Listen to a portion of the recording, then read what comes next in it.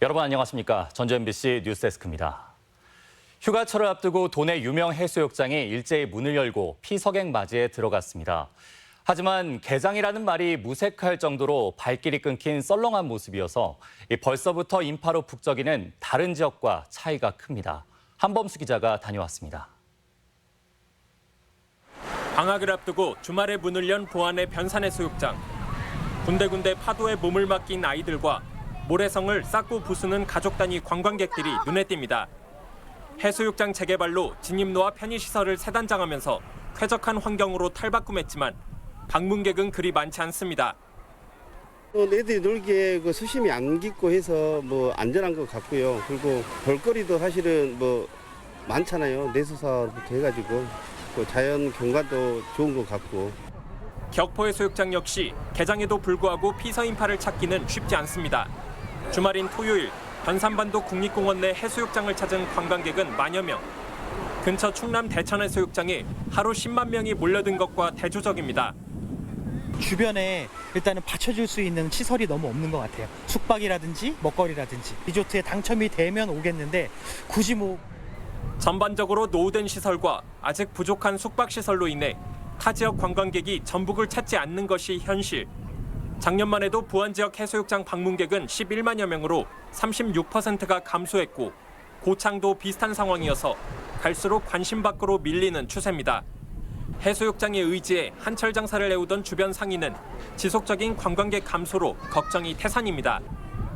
네, 예전에 비하면 이제 많이 이제 여행 트렌드도 바뀌고 장사하는 입장에서는 거의 한 50% 이상이 매출이 감소됐다 이렇게 생각하시면 될 것 같아요.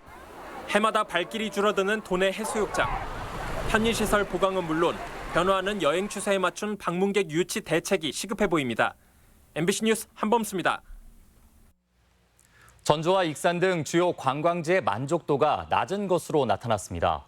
한국문화관광연구원이 2016년부터 2년간 타 지역 출신 방문객 1,200명을 조사한 결과 전북 여행에 대한 만족도는 제주, 부산, 전남, 강원에 이어 5위에 그친 것으로 집계됐습니다.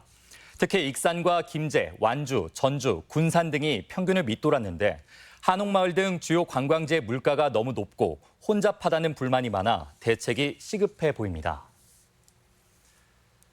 네, 우리나라가 세계 최초로 상용화에 성공한 5G 기술은 이 전북이 신산업을 추진하는 데 있어 꼭 필요한 핵심 기술입니다. 이 새만금의 자율주행이나 익산의 홀로그램 산업 모두 이 대용량의 실시간 데이터를 주고받아야 가능하지만 이 돈의 기반은 턱없이 부족한 게 현실입니다. 강동현 기자입니다. 미래 자동차 기술인 자율주행 시연 행사가 연구소가 아닌 도심 한가운데서 펼쳐집니다. 차세대 이동통신인 5G 통신망이 갖춰졌기 때문인데 LTE보다 20배나 빠른 데이터 처리 속도를 이용해 도로 주변의 수많은 정보를 자율주행차가 끊임없이 확인할 수 있어 가능한 일입니다. 운전자가 보이지 않는 그러한 지역에 있는 정보들도 5G를 통해서 운전자한테 빠르게 더 다양한 정보를 제공할 수 있습니다. 도심 자율주행 시험장을 발빠르게 구축할 수 있었던 서울과 달리 전북에게 여전히 먼 이야기입니다. 기반 시설인 5G 기지국이 턱없이 부족하기 때문입니다. 지난달 기준 전북의 5G 기지국은 1,100여 개로 6만 개가 넘는 전국 기지국의 1.7%에 불과합니다. 17개 시도 가운데 14번째로 19,000개를 돌파한 서울과의 격차는 큽니다.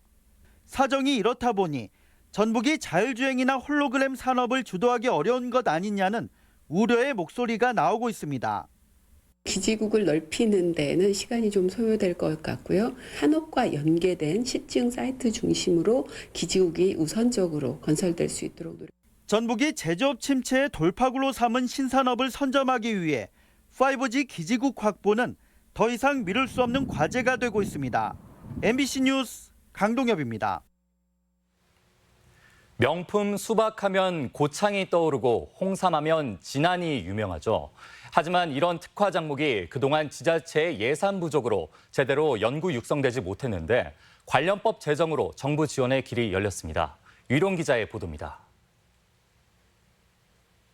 고창에 있는 전라북도 농업기술원 산하 수박시험장. 국내 유일의 수박 연구소로 20년 동안 7개 수박 품종을 육성하는 등 고창이 국내 수박의 60%를 생산하는 데 큰 기여를 했습니다. 하지만 연구소는 초라하기 그지없습니다. 직원 5명에 한 해 예산도 7억 원 남짓, 지자체 예산 지원의 한계 때문에 유지에도 급급한 것이 현실입니다.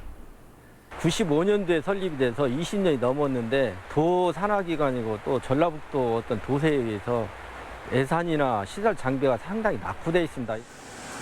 진안의 약초 시험장과 남원의 허브 시험장, 군산의 파프리카 시험장 역시 마찬가지 상황. 그런데 최근 국회가 지역 특화 장목법을 제정하면서 이런 소규모 연구소에도 활로가 열리게 됐습니다. 농촌진흥청은 해마다 1,000억 원씩 8년 동안 8천억 원을 투입하는 것을 목표로 특화 장목 육성에 나선다는 계획입니다. 지방자치단체도 지역 단위의 농업 발전 계획들을 수립을 하고 그 장기 계획에 따라서 연구 환경 조성, 연구 인력, 전국적으로 42개 연구소, 도내에서는 고창 수박과 진안 홍삼, 남원 허브, 군산의 파프리카 등 4개 연구소가 지원 대상이 될 전망. 정부 연구 예산의 2%도 되지 않던 지역농업 연구 예산이 대폭 증액되면서 특화 작목의 국내 유통과 해외 수출에도 청신호가 켜질 전망입니다. MBC 뉴스 유리용입니다. 제3지대 창당 문제로 내홍을 겪는 평화당의 진로가 조만간 결정됩니다. 민주평화당은 교섭단체 구성을 우선하는 정동영 대표 측과 제3지대 창당을 서두르는 유성엽 원내대표 측의 이견 조율을 위해 오는 16일 의원총회를 열기로 했습니다.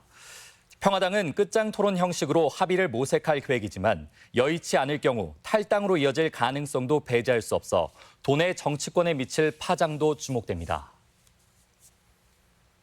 국회 정상화로 특례시 논의가 본격화해 결과가 주목됩니다.